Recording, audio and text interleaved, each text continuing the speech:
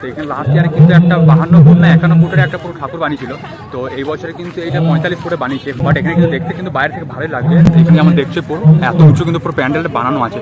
তো এখান থেকে এন্ট্রি হবে। তো চলো ভিতরে গিয়ে দেখায়। তো এইখানে যেমন দেখছো পুরো সামনে পুরো অনেক বড় মতো ঠাকুরটা হেভি কিন্তু সুন্দর লাগছে, অনেক বড় যেহেতু ঠাকুরটা। আর একদম ঠাকুরটার সামনে কিন্তু এখানে যেমন দেখছো একটা ছোট ঝর্ণার মতো করা আছে। আর এইখানে পাশে কিন্তু একটা স্কুটার আছে যেমন দেখছো। আগেকার সময় যে বাজাজের স্কুটার গুলো হতো পুরো গোলাপি আর সাদা রঙ, এটা কোনো আলাদা করে পেন্ট করা হয়েছে।